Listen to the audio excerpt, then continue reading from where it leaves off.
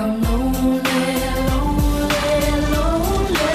That's why I believe that I am some sort of magician, some sort of guy selling, you know, selling some sort of illusion to them. Right? That's what I think.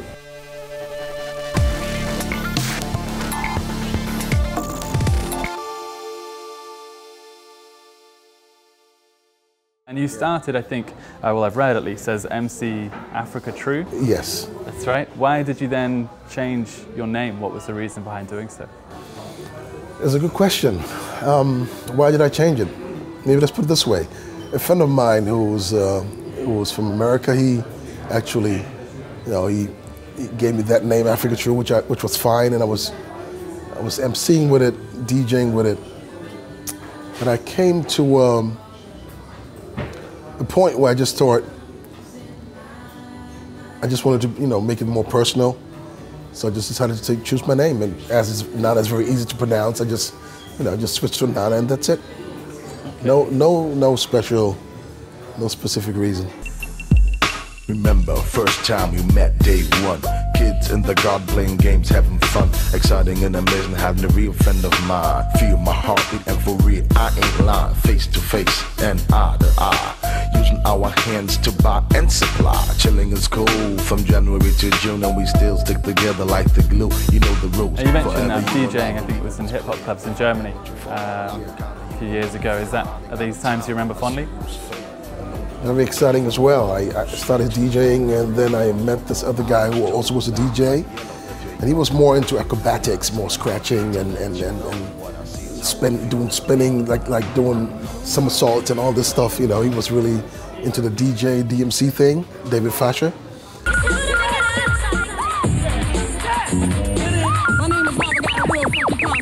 And he took part of the DMC World Championship in London back then in 1990, and he became world champion. So then I just thought we were two DJs and we were partners. So that's why I started to rap actually. So it was quite late. I think I was 20 or 21, and I just thought if he's the DJ, then I have to be the MC. So that's why I started rapping, and then from there on we were doing a lot of events. And in the beginning, I was organizing the events in the beginning and also DJing. And both became too much of a hustle because events were becoming bigger and bigger, and I couldn't be at the same time at, you know, at the door where the money is at and be at the same time on stage. So eventually I was always DJing less and was more involved in making the events really go the way they were supposed to go. Yeah. Yeah. And did you go through any formal music training? No, not at all. None at all? Not at all, not at all. My mom bought me to Technics MK2 back then when I was 16, and I was just, you know, practicing at home, and just wanted to be a DJ, and just got my first DJ job when I was 17, and yeah. What was your first job? Took it from there. It was a small club in Hamburg, crazy name, Coco Loco. Yeah, capacity of maybe 200, 250 people. And that's where I started DJing. It was fun. It was fun. Very, very, very exciting. Yeah. Yeah. Coco Loco. Coco Loco, yeah. Yeah. What about some of your influences whilst you were starting out in Coco Loco? Was there anyone you looked to inspire what you do? Yeah, my influences were very, very funk-based. I was playing a lot of funk, a lot of rap, and back then it was more funk than rap. Actually, I was doing a lot of Aretha Franklin and you know, Gap Band, Soul to Soul, yeah. I remember the time that we had. I remember the things that used to make you mad, and I wish I could turn back the time. And I wish I wouldn't cry every night. I remember the time. And what are you up to now? I'm still doing what I do, music. It's my passion, I love it. I've just finished a new album. I'm very, very satisfied. Very, very satisfied. And let's see what's gonna happen this year with my music. It's been a while since I released. And apart from that, I'm having some plans with my brother. We want to establish a restaurant, probably a chain, let's see. So we're working on that as well. And going back to the album you mentioned that you recently finished, you said you're very, very satisfied with it. Is there anything more that you can tell us about it? You know, if you are the hardcore Nana fan expecting it to be something like the first album, I would say yes, it is. But there are, because what I experience is that a lot of people still tell me that they love especially my first album, because the first album has songs which help them through different or difficult phases of their life. And the new album is, I have songs on the album which are similar to the ones I did back then, but they're more, I would say they're more happy, more positive vibe songs on that album. But it still has this Nana feeling, and this is something which is not really easy to do. Yeah. It has this feel. It feels like back then, and it was not easy. But I think this time I got it. Yeah. I wanna thank G.O.D, the inventor, kept Teresa eye on me and put me in the center. I remember 1996 in December. Booyah is the name and Nana is a member. I cried every day, rearrange my behavior. You can't see what I see. Tell me why are you in anger? Forgive your enemies, let the Lord be your savior. Find a way to push you through, cause he will remember. Well, previously you've released albums exclusively online on your website. Yeah. Is this something you plan to do in the future as well? No, because why I did it is because I need to learn about the internet. Because I'm from the old school, you know, and before you release a song, it's out there and people are, you know, having it for free. I had to get used to it, you know. But in the meanwhile, I understand, and the internet was back then a challenge, but today it's a chance. So it's fine. It's fine. It's a great distribution tool, and let's go. Let's move on. It's fine. It's fine with me. Okay. So what will you do for your latest album? It's going to be digital, vinyl as well, and CDs. I don't know, but it's going to be digital and vinyl as well. I'll have both. Have you settled on a name? Yes, I have. Can you tell us? No, because you know, we are negotiating right now, and you know, then yeah, it will be out. But the name, I'll put it this way: the name is gonna be maybe a little surprise you will not expect. The meat to frame and the sugar to the cane, like your baby has a name. Let it rain, make the pain go away. In my rain, let it rain. Well, moving on, you've had quite a remarkable global presence. It seems like you've been, well, there's fewer places you haven't been, from what I've been reading. You've been to Dubai recently. How did you find that? I love Dubai. Dubai is very inspiring and inspiring.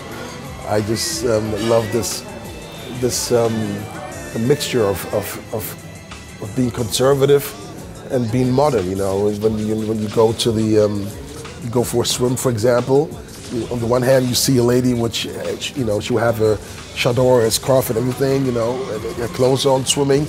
And next to her will be a girl who's naked, has a bikini on, you know, has a bathing suit on. And I like that, you know, because everybody can be who he wants to be, you know, just be free and enjoy life. And Dubai is just very inspiring. I love it. I really do. Is this difference, I suppose, this contrast in the people that you mentioned there? Can you feel that with an audience when you're performing to audiences around the world? Is there a difference globally as you go through? Oh yeah, there are differences. Of course, there are. It's something which is. I mean, I think I really see the difference when I'm off stage. You know, on stage you also see differences.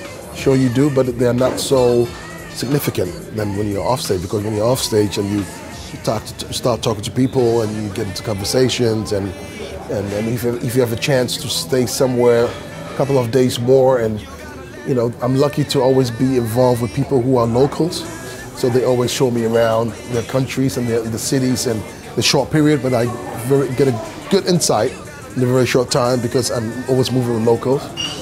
So it's just a great blessing to have the honor and to be blessed to have the possibility to move around, travel around, get paid, and you know, see different cultures, different people. It's great. Who is the man that eased your pain? Will sustain. Pray dear God, let it rain, maintain. So many come, many go, relay. Fight for the sweat, this plan. Come on.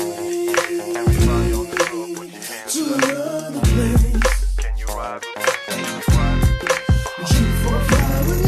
It sounds like the offstage part is almost just as important to you. Would that be It's fair? more. It's more than that. Yeah, for me, it's more than that because when I'm on stage, it's you know, there is a specific connection between me and my people because, you know, the music combines us, of course, and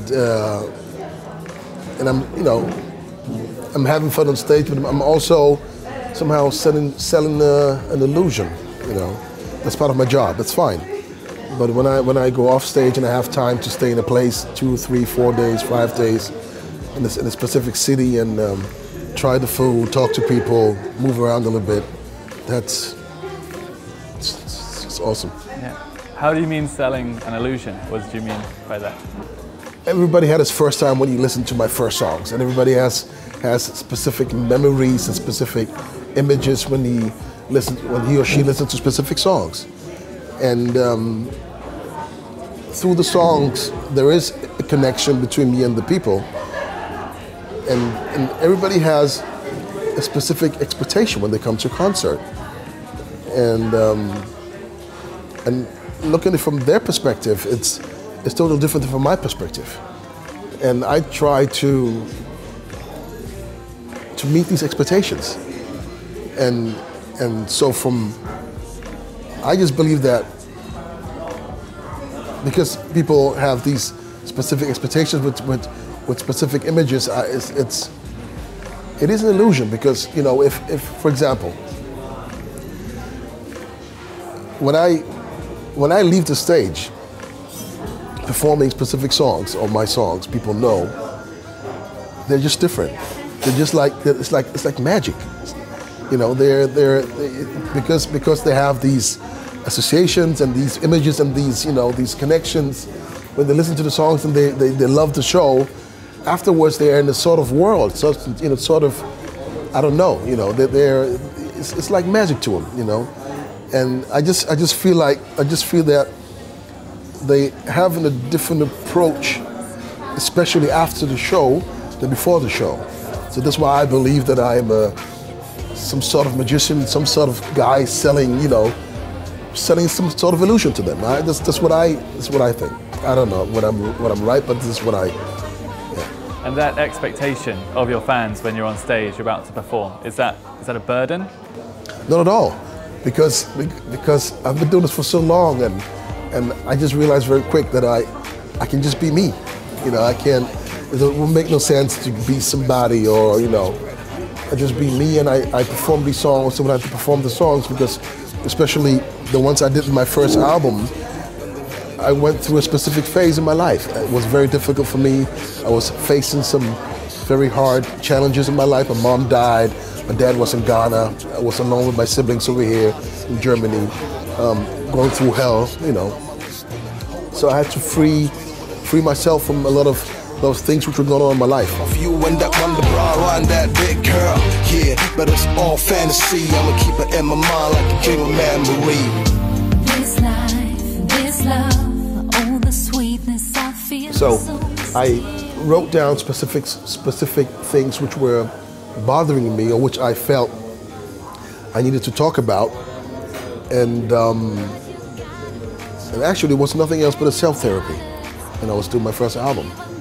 And it gave me so much energy, and when I still perform these songs after so many years, of course it's a different perspective today than back then, because it's just 20 years later, and I see things differently, and there are some portions and some lyrics which I just wrote back then which still count today. And of course I get goosebumps because then you just, you know, these, for example, when when I try to bring in wise stuff, you know, wise things I read about, or wise things my mom told me I heard about, when I fix them into music, it's 20 years later, it's still like, wow, you know, it's very surprising. So. And you said the songs you've written on your latest album are a bit more positive and upbeat. Is that reflective of where you are in your life at the moment? Yes. Yes and no. First of all, yes, it is very positive. I'm very blessed and I'm very happy. That's number one. I just when I listen to the radio, when I look at TV and just look around, I just believe that most people just want to have fun. You know, even though if they're suffering, they're not really into, you know, into looking for somebody who's going to, you know, tell them, you know, or push that specific button and remind them that they're suffering. I think they really want to be taken to somewhere else, to another place where they can at least forget their pain for a while. So I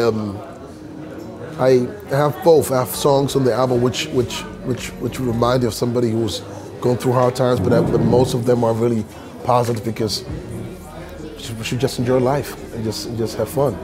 You know, either, although with pain sometimes, still smile and you know, do the best out of it, because if you are suffering, have no doubt there's somebody else down there who's going through something which is even more harder than you are going through. So just take it easy and be happy. Cause the mood is right and we hold it tight to the early morning light. Come on. To another place. Ride with me, baby. I'd read as well an article that you were quite into boxing and studying martial arts. Is that something you still do? Well, not really. But I should go back to the gym before I release my new album. Yes, I will go back. But martial arts was just a short time. When I came to Germany, I started with karate when I was, I think, 13. 2 years of karate, 2 or 3 years of taekwondo, and then I switched to boxing.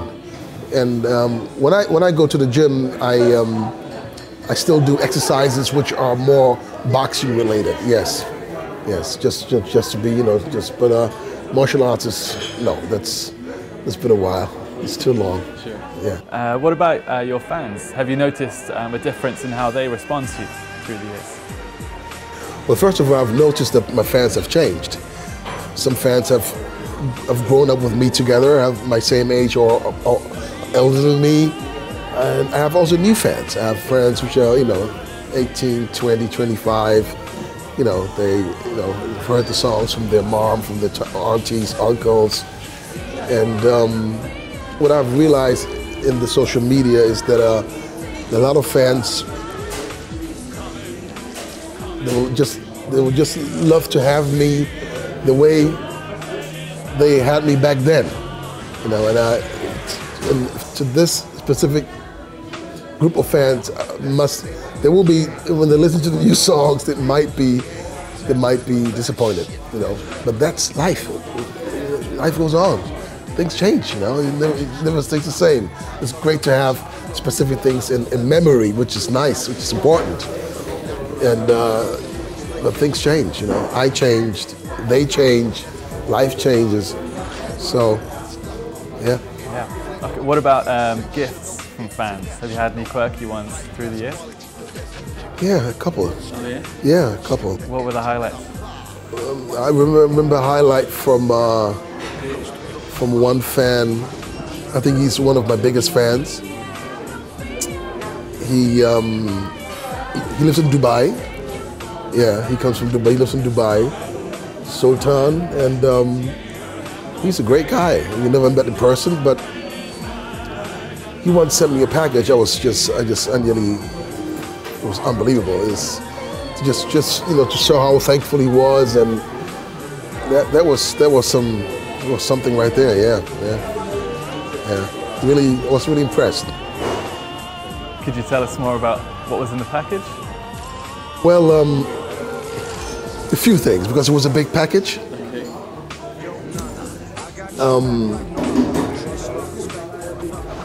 He had some movies were in there. He had a couple of books. I remember the Quran was in there. He had jewelry, cufflinks from Dior with diamonds on it, and it was unbelievable. It was really. I was really surprised. Yeah. Ciao, ciao, bye. Choose the leaders in Italian, Jew, German style with the African. Taking over control before you realize. Booyah, till the day that I die. He's coming. Well, what are some of the favourite artists you've worked with? I worked with a guy who's called Manuelsen. He's more known in Germany because he raps in German. Back then he was doing both German and English. So I worked with him for a couple of years ago. He's very talented. In the meanwhile, he's also very successful in German business.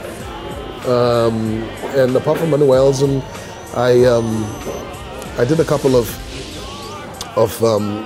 collabos with some people. For example, Desislava from Bulgaria. She's a very good friend of mine. I met her back then, I don't know, 2008, 2007, I don't remember. Met in Bulgaria. She's very known in Bulgaria and very, very talented as well. I recorded a song with her. I also recorded a song with Vessi, who's also a Bulgarian artist, which will be on my new album now. And I have some plans with Dr. Alban as well. I have a track with Dr. Alban which we want to record. We haven't recorded yet. And yeah, I have a couple of plans with one or two guys, one or two friends. Yeah. So these collaborations, what are you hoping to do with those? Will they be in the near future? They might be released? Yes, they'll be in the near future. They'll be this. I think they'll be this year. This should be this year, yeah. Okay. So what are your ambitions and targets for the short term? Well,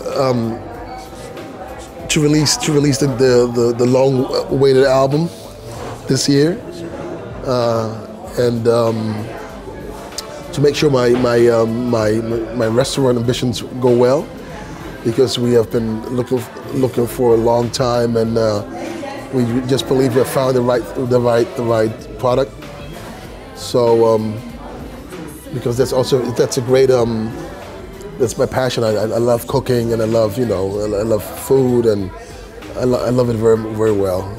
And so that's first of all, to make sure that the album goes well, make sure the restaurant goes well, and make sure that we can carry on with the restaurant in different countries. And I also love to do one or two projects, in terms of helping in Ghana, in Africa, and also in South America. I'm planning one or two things. These are my ambitions for short term. Yeah.